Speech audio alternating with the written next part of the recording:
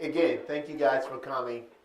And I'm going to talk about varicose veins. So far since I've been in this hospital, we've been doing some amazing stuff and I really enjoy it. For example, today we just did like a splenic artery aneurysm. We just coiled that. And I'm sure that was the first time it was done over here. And it was a successful procedure done endovascularly, which is just going through the groin or going through the person's arm and fixing the aneurysm. So, today I'm going to talk about varicose veins, okay? Varicose veins and the treatment options for varicose veins, okay? Varicose veins on the lower extremity, excuse me for my surgeon humor, is like hemorrhoids, okay? The fact is, because varicose veins is bulging out of the veins due to pressure in your leg. Just the same way when someone has hemorrhoids is because they're straining and they're having pressure in the veins in the rectum. Okay, so it's similar but different location. Okay, so what are varicose veins? For the most part, I have it starting on me right now, so I have to wear my compression stockings whenever I know I'm going to work. I'm going to be there for a long day, work, seeing patients in clinic, even for a long surgery. I wear my compression stockings.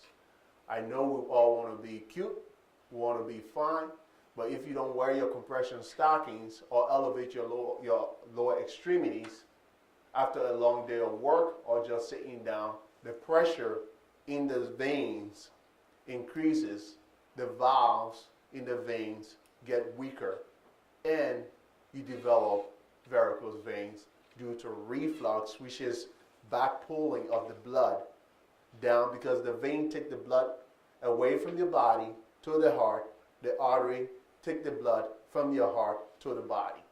So we'll go through the slide, but what the vein does in your lower extremities, as your muscle contract, it helps to push the blood back up.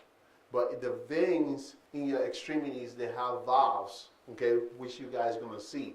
And if those valves are not working properly, the blood will go up, but then the blood will slip back down because there is nothing to prevent it from going up, okay?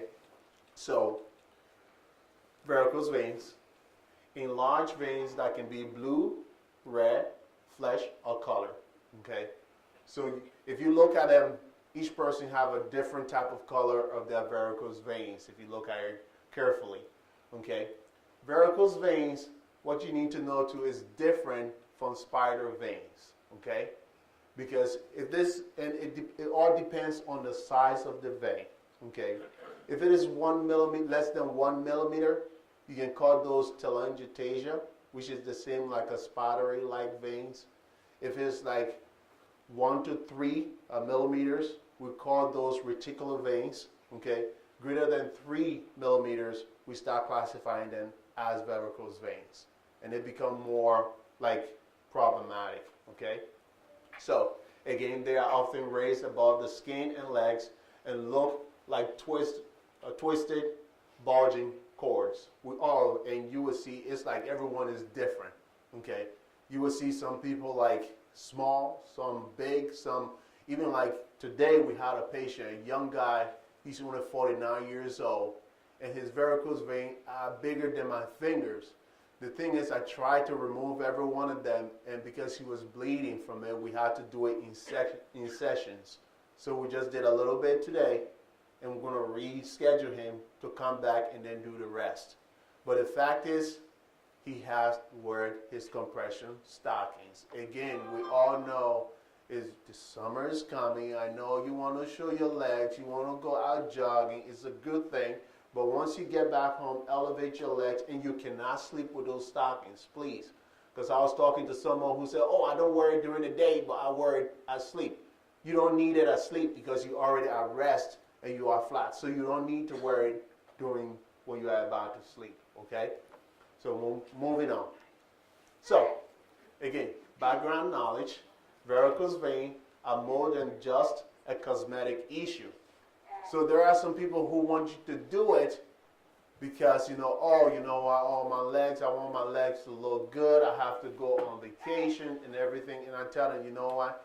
If I fix this and you don't wear your compression stockings or you don't elevate your lower extremity, you will be back here again and again. And that's how, like, some of the vein clinics make a lot of money, because you don't wear your compression stockings, even though there are no randomized study, because everyone says, oh, there have to be study that will show, oh, the compression stockings, prevented or decreases it. Even though they are not studied, but common sense from the whole pathophysiology of the veins tell you that will help you to cause the venous return, okay? So again, varicose vein are not the same as spider vein. I already went over that. And we have varicose vein, can be seen in both men and women, okay? Young and old, okay? And also more than 30 million people suffer from varicose veins. Again, veins bigger than 3 millimeters, okay? Varicose veins, okay? And it can be serious, leading to chronic venous insufficiency. So you see, you have those little varicose veins, you have that been going on for a long period of time, and then you start having the discoloration on your legs and stuff, and then with those discoloration, some of those can break open, and then you have ulcer if the pressure in the vein is too high. So we try to say the pressure in the vein should be at least 80 millimeters to 90 millimeters, okay, at rest. But then when you exercise, that pressure usually should drop, okay, because everything is contracted, and then it goes back up. But someone who has varicose vein or venous insufficiency, what happens is the pressure stays high for the most part. It doesn't drop like a normal vein should drop the pressure. Okay, and even after rest, they still stay high. All right. So that's varicose vein. We see those. Again, I would say venous reflux disease, which is what can cause the varicose veins, because you have the pulling back down, and then you have the valves that is not working, causing reflux, and then you have these superficial veins enlarging because they're having basically venous hypertension in them. Okay? Well, so they're 5 times more prevalent than peripheral vascular disease. Okay? So now we have over here, okay, 25 million people, again, symptomatic superficial venous reflux. Again, just pulling back the blood in the veins because the valves are not working. Okay? Only 1.7 million seek treatment annually. Okay? Over 23 million goes untreated. Okay? Some people don't even know about it, because we have a patient coming to the emergency room. Oh, dog bit him. Okay? He bled to the point that he passes out. They brought him in. You're like, oh, I didn't know they have treatment for this. So, and then we have to go do the studies, and obviously he has venous reflux, so he will require the treatment also for that. Okay? And you can see the age ranges of those with varicose veins. You can see all those, okay? So I know, like, the rep from Covidien also helped me with these slides, but I'm also going to talk to you guys because I want you to understand what each one is about. So I'm going to move real slowly, just the same way I moved during my surgery. But in the end, it will all be good, okay? So we have venous blood flow from the capillaries to the heart. Again, I already talked about that. Veins return the blood back to your heart, okay? Flow occur against gravity, because gravity want to pull things down. So you're going against gravity. So going against gravity, it needs the muscle to help, the muscle in your calves and everything to help to bring it back. It needs your diaphragm, okay, to help to suck things in, to move it up, okay. You have muscular compression of the vein, cause the flow to go back. We have negative intrathoracic pressure, so basically the pressure in your chest, okay, cause the blood to also go back. We have the calf pump that causes the blood to go back. So it's a low flow, low pressure. Basically it's a low flow, low pressure, so things will go up. But if we have reflux, it becomes a high flow because of the venous hypertension going back down, okay? And that is why when you elevate your leg, it helps so that things can go the right direction, okay? So looking at this, we're just looking at the superficial and the deep system, okay? So when you come to us, we do like what we call the duplex, venous duplex. And the duplex is going to check for reflux in your superficial and deep system. So when you look for your superficial system, you have your greater saphenous vein, which is right here. That is the superficial system. And then you have the lesser saphenous vein, which will be down, okay? And then that will be on the back, okay, of your leg. And then you have the perforator veins, which we're going to see later. They're also going to check your deep system. Because the thing is, if I'm going to treat your greater saphenous vein, if I'm going to close it off, okay, I need to make sure you still have blood returning to your heart. So we got to make sure we rule out any blood clot, which is what we call DVT, in your deep system before I can close your superficial system.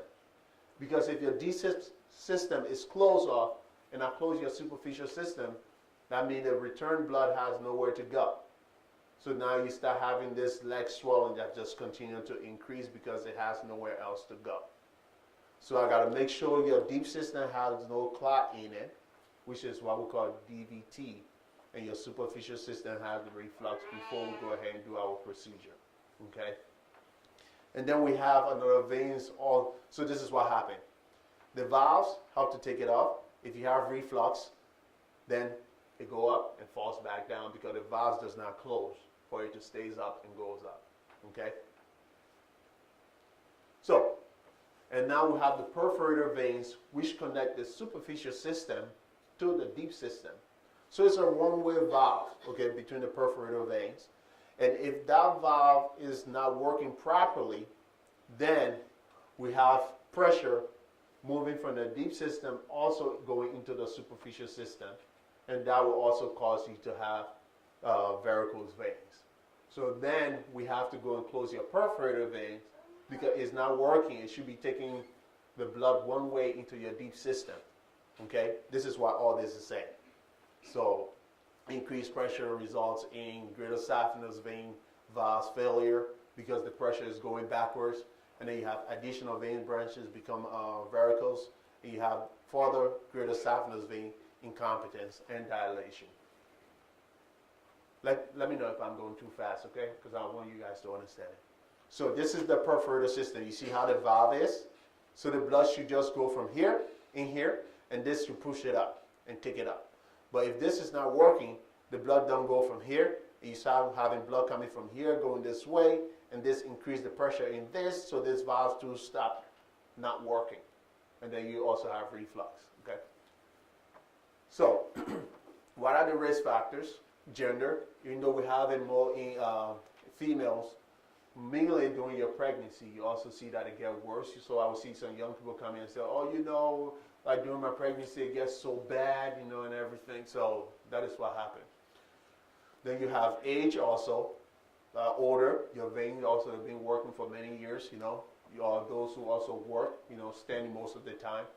Family history, multiple pregnancy, standing occupation, obesity, prior surgery. Because let's say you do prior surgery that already damaged, you know, the veins and stuff like that, then that can also happen, okay? So, this is just a classification. So 0 would be someone who don't have any. So spider vein, telangiectasia, and reticular veins. Varicose veins 2, edema. Then you have the skin changes. And then with pigmentation, then you have, this is when the skin starts getting thick. When you feel the patient's skin, it feels like rubber, okay? And then after that, you have like the breaking through the skin causing ulcer. Then you heel ulcer, they have the ulcer healed. And then you have those who ulcer don't heal. Those have to wear like the whole Una boots, you know, continuous compression. And even like you see some patient is just weeping, okay? We even saw a patient that have to wear like baby Pampers on her leg because it was weeping that badly. Okay. So these are what we're talking about: varicose veins, and then you start having a discoloration. Your legs start getting swollen because now it's getting very incompetent. You have your skin changes, and then you have this ulcer. If it heals on and off, and then there are sometimes the ulcer just stays, and the patient just having this recurring ulcer on the extremities. Liam? Yes, I get people from the Wound Healing Center too, so they also send patients through for me to check them. So you got to rule out arterial system versus venous system causing the ulcer and stuff like that. Okay. So again, the perforator, 63%. Most especially those patients that have the weeping and everything going on, and then you have superficial system. Okay. Incompetence perforator in 63% of venous ulcers. You need a comprehensive treatment. Wow, I am. Okay. A comprehensive treatment you want, okay?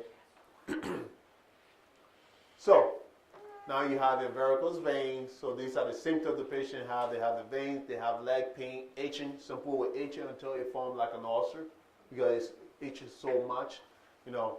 And you have the leg feel heavy, feel, you know, tired, restless, burning, aching, ankle swelling, skin changes again, and lower leg ulcers. So the diagnosis you ask for history, past medical history, prior treatment of varicose vein, the symptoms, which are those things we went over. Physical exam, you can see it. You get a duplex, and then you see that they have reflux. Okay. Treatment. So it can be conservative management. When I see some people, the first thing I'll say, you know what? Try, wear the compression stockings. Try to elevate your legs. Let's see. But if you notice, these are all, they only treat the symptoms, but they don't treat the underlying problem. But the fact is, because this is a disease that you may not be able to cure, you want to make sure the patient can be at least compliant to wear the compression stockings. And you want to see how they're going to react to things. And then surgical vein stripping, this is kind of a little bit old in the past, but we'll still do it. Some people, you have the ligation. And then what we do over here is the radiofrequency ablation. They have endovascular laser ablation also. But we do the radiofrequency ablation over here. So we'll make an access right on the vein, your medial lower leg area. This, you're in the operating room. You're in la la land, basically. You don't know what's going on. Okay? And we get in there, put a wire, put this radiofrequency ablation probe in place, and basically we just heat the vein up. Okay? So this is the radiofrequency ablation device that we use over here to close the veins. All right. Basically, this is it in the vein. You treat in it, and then after you treat, you can withdraw the catheter and closes the veins as you go down. So segments, basically you can treat the catheter. You have a 7-centimeter catheter and you have a 3-centimeter catheter that you can use depending on how short or long the patient vein is. And you can look to see like 97.4% vein occlusion in 1 year after the procedure. So that stays closed. And even some patient like come in and be like, well, Dr. King, I feel much better. I don't feel like the pain that I used to have from the varicose vein site. Like the lady that we treated with the weeping, like the weeping is gone, stuff like that. So patient like that. So this is a patient here. You treat them and it looks like this. So what we do over here, we treat you, it's a walk-in, walk-out. You come in, we treat you. You go home with your leg wrapped for about 2 days. You take that off. You wear your compression stockings. You come back to my office within a week. We'll rescan you to make sure you don't have any clot from the vein going into your deep system. Okay? And after that, we just follow you and go on.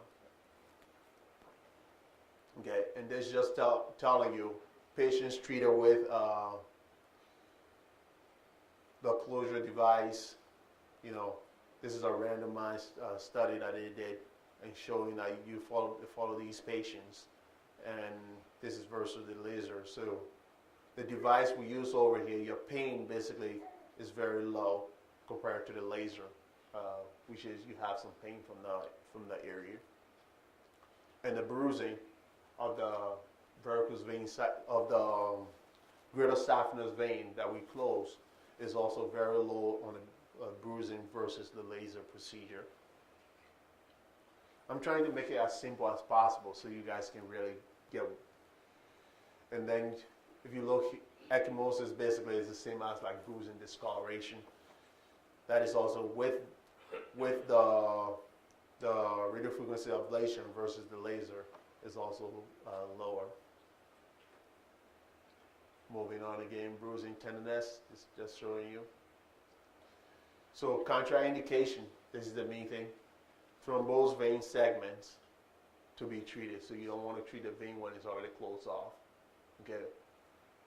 And basically the risk factor for it, perforation. So what do I do to avoid this is I usually put like a wire across the vein and take that wire into the deep system before I put the probe over the wire, so I can make sure I'm tracking exactly where I'm going with the probe. You know, where you prevent just pushing the probe by itself and perforating, making a hole through the vein. And that's how I was taught to prevent that. And then you have thrombosis, which is just clot. You have to burn at least like 2 centimeters away from the deep vein. So if the patient come back and they have like a thrombus that is kind of a little bit closer to the deep system, you tell them to take aspirin, and then you repeat your ultrasound to make sure that thrombus stay where it is. Okay. And then you have hematoma, infection, and stuff like that, but it's very, very, very, very, very low. And just a reference. Any question? Was it basic that you guys understand it? Okay.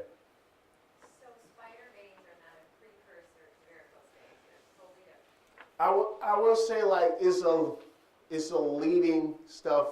You know, it can be like, oh, there's a little pressure, you know, but not too much.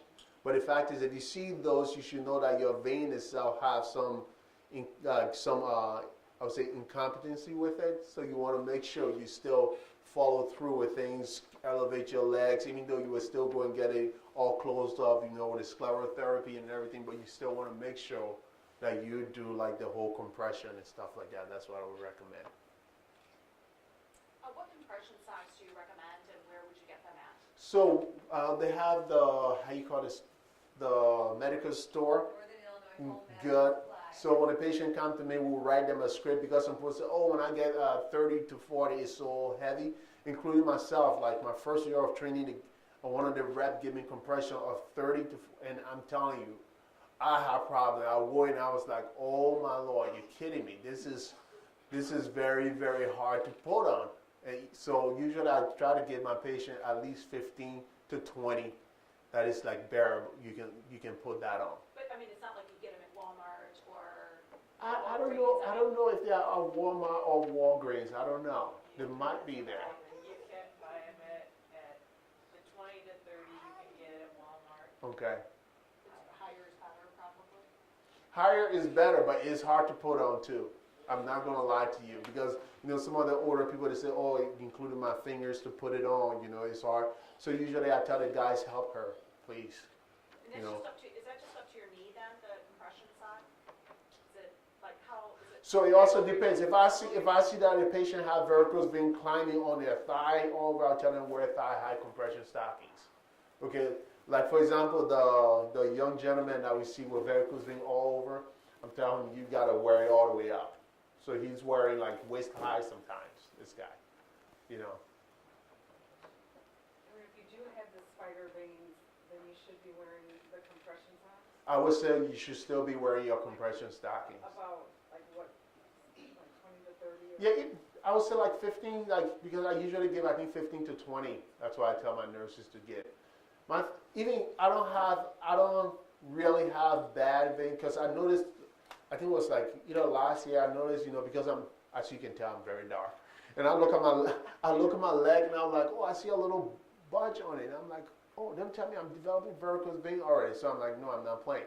So for the most part, every time she's very good. She always have my compression stockings, clean up. So I go and throw it on before I go to work. And so she really helped me out. I like that. If you've had a vein stripped out of the entire length of your leg already, can you still have this procedure?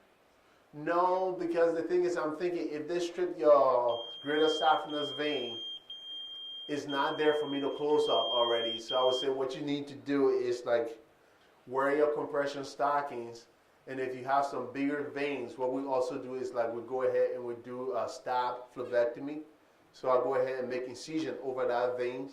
It was in the operating room. You won't even know we're doing it. Okay, make a little incision, and then I dissect that vein out and pull them out.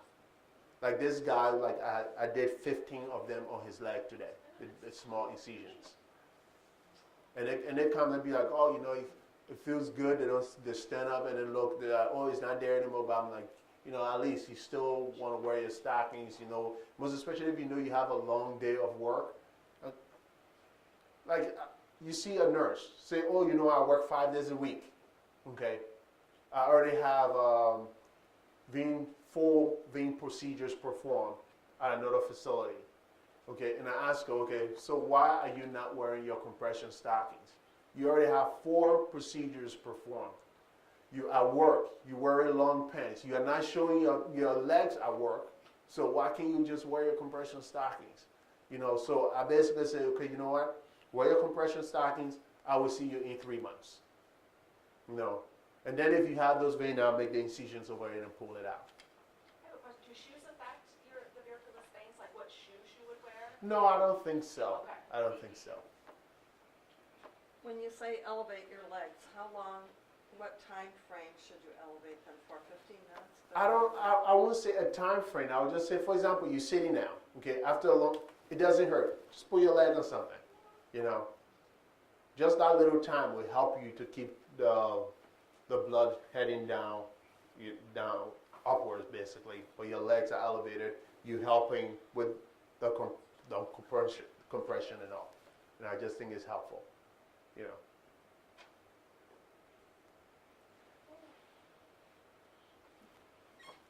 I have them. The worst part is above my knees and the inner thighs. Mm-hmm. And about 12 years ago, Vascular Surgeon said there was no medical reason to do anything. Mhm. Insurance wouldn't cover it. And he took his finger and he touched one there and it like disappeared, and then he let go. He had an intern with him. Mm-hmm. And so, but I'm concerned because I'm a heart patient. I have stents, and I don't know. Sometimes I'm retired now, so I golf a lot, and I come home from golfing, and I do get cramps in the inner part there. Once in a while, they do feel tight and hot, but otherwise, they don't seem to bother me. But Do you wear compression stockings? no. I think, again, like to treat your symptoms, like you say, you're a heart patient. My thing is like, I try to also think about it. If you close all the veins and someone requires like a heart bypass, okay, and they're looking for a vein to use, which vein would they use? So I also try to keep that in mind. Yeah. That is why I also tell people, you know what? I can cure you. I can help you. But before I even take it to that, extent to do stuff, I want you to also conservative treatment in the beginning before we do it. There are some patients I see and I'm like, no, we have to do something about it because it's so bad, that if you leave it, they may develop the ulcer and the skin changes and everything, and that will be bad for them. What's the duration from when they first start being a problem to when you were having the oozing? Is that years and years, or?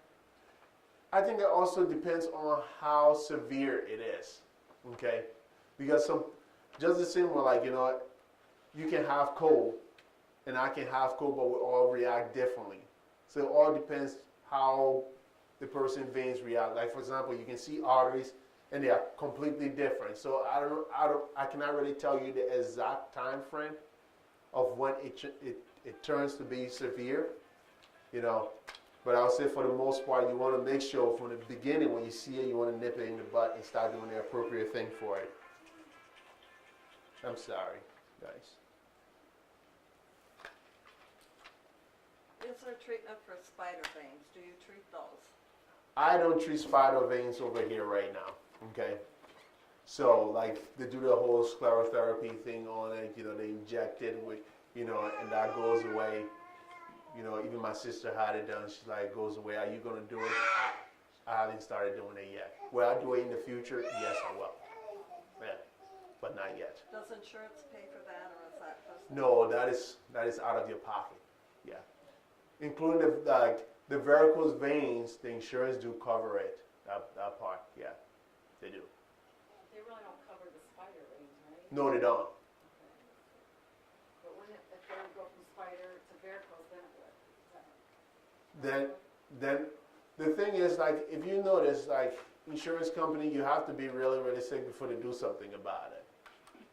So, and that is why preventative stuff, you know, you got to start preventing it first before you get to the point. I had a procedure done on one leg, 7 years ago. How do I know when it's time to, if there needs to be anything done on the other leg? If you start experiencing that you have varicose veins and you start having pain from the varicose vein site, Or- Yeah, that's a given. I have varicose veins in both legs. then you want to be seen and be evaluated, do the duplex and see if you do have reflux in your veins, and then we'll go ahead from there and go on to the treatment. Because I've been doing the And that is sides what for the last 7 that is what we years. do. Yep. Because that's what that doctor at that time said. Yep. What's a typical pain symptom that would be caused by varicose veins? Like some people say, oh, you know what, over the vein side, it's itchy, it's burned over the site. You know, most especially after I work like all day, I notice like some discomfort at the site and everything like that, and they come to you. And even some people also have clots that form in the varicose vein, and we call that superficial thrombophlebitis, and that one hurts. Because when they come, you cannot even touch the leg. It hurts so bad. Yeah. Would elevating the legs relieve that? Once the clot gets in it, then you have to start taking ibuprofen and stuff like that to help with the inflammation of that. And then after the clot goes away, then you see me, and then because like my thing is the skin is already inflamed, and I don't want to make incision over it. So once the clot goes away, then we go ahead and remove that vein.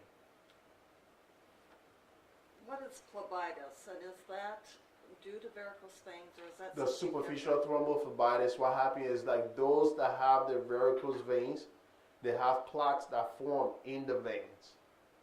Okay? Because blood just stays in that area and then it clots up. And then it hurts. It hurts, it's warm, it's swollen, and it's painful. It is painful.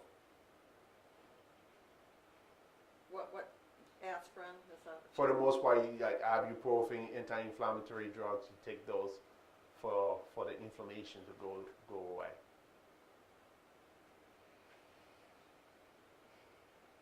You know what, I started running, and I noticed after that my right leg, it just kind of got a little worse with the varicose veins. Would that not be true, or? You- Because I'm a walker, and then I'm like, I'm gonna start running. And people say that, oh, you know, after exercise it gets you know worse and everything like that, because the thing is, again, like with exercise the muscle is contracting more, so that goes help to push things up, and then after that you relax and everything, and then everything stuff, if you have like incompetent valve, blood starts pulling back in, and then you notice like, oh, it gets a little bit bigger. A little swelling. Yeah, a little, after I- yeah, and then you elevate it, you wear your compression stockings. Not when I run. Yeah. Now we run out. Yeah, after and stuff. It seemed like just probing around and destroying these veins would cause plaque or debris to get into your other arteries and maybe plug them up in restricted areas. Is that a problem? No. The thing is, like, the vein is different from the arterial system.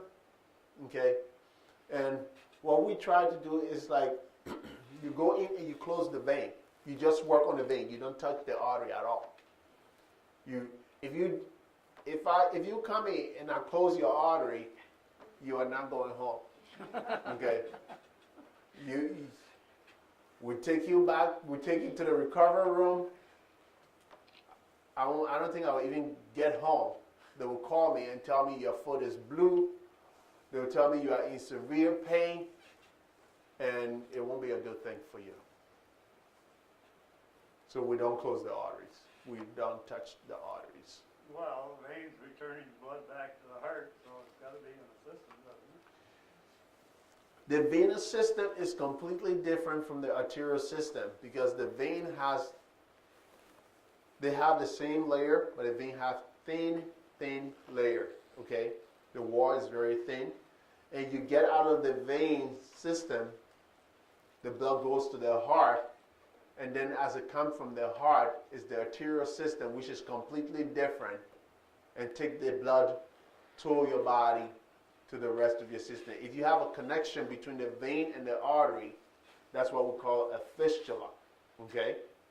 Either we create it because you need dialysis, which we also do here, so tell everyone who have dialysis, they don't have to go out of town anymore. We do those over here, okay, the access and everything. So we either create that or you have some type of trauma that formed that, okay? And if it's trauma that formed that, some of the smaller one will close up by themselves. The bigger one, if they keep on having the arterial blood going to your venous system, then you increase the pressure in your venous system, okay? And that can also become venous hypertension. And then you might need to get that closed if it's created by trauma. Okay. For example, we had a guy who was working. He hit the hammer on like metal, and the metal shattered and went into his leg like a bullet. It caused a fistula between the artery and the vein, so I had to go in and close that up. Okay, so that's completely different, two different systems. If you have like vein clot that goes into your artery, you have a problem, because what will happen is, like, for example, if you have a clot in your leg or a clot in your leg that goes up to your heart and then skip over because you have an open connection between your heart and your arterial system, some of those clots go into people's arm, close the arm's artery, and then they come to the hospital, severe pain. And we have to do something about it. So it's two different systems.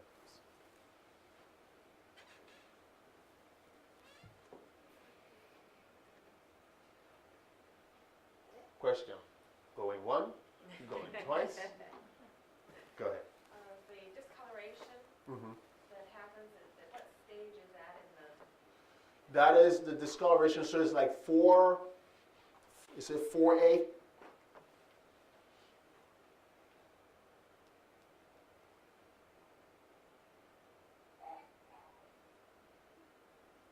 So the discoloration and stuff like that, skin changes would be like 4A. Skin changes also 4B.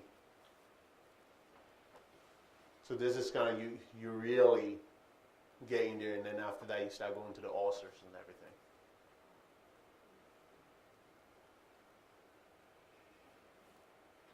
Can you have the discoloration before you have the edema? Or is that, I mean, can it vary? I don't think so. Because you have the edema going, like sometimes both of them can happen at the same time. You know, there are people, you see them, they already have like the edema going on with the discoloration of their legs, swelling and stuff like that. Yeah. There sounds like there's two main veins in the legs. You- You're talking about the the superficial and the deep venous system. I would say three systems because you also have your perforator, which connect the superficial to your deep system. But there are different veins. And they don't develop the valve problem at the same time, that's usually, or? You can also have patients. You can have patients that have like reflux in all of the system. Okay, but the thing is, what really causes the varicose vein to happen is like if the superficial system valve is not working properly, because that causes the superficial system is what connects the veins to your legs, to your skin and everything. So if that is not working properly, or your perforator is not working properly, okay, that when like you start having that, and we have to close those to prevent and just leave the deep system in. So you're saying there's only like one superficial vein in No. each leg? No, you have your greater saphenous vein, which runs here. You have your lesser saphenous vein runs to the back. Your greater saphenous vein runs all the way down, and then you have your perforator vein that connect the superficial to your deep. And you can get along without the one, is that what you're saying? Yes.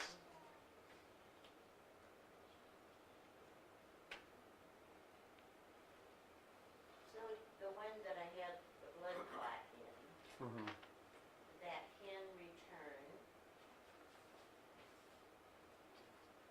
The blood. A blood clot can return to that spot. Oh yeah.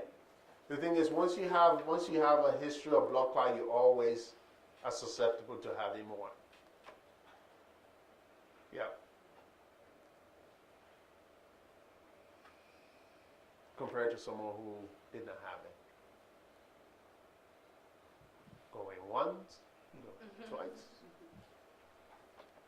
All right. Thank you. Thank you very much for coming.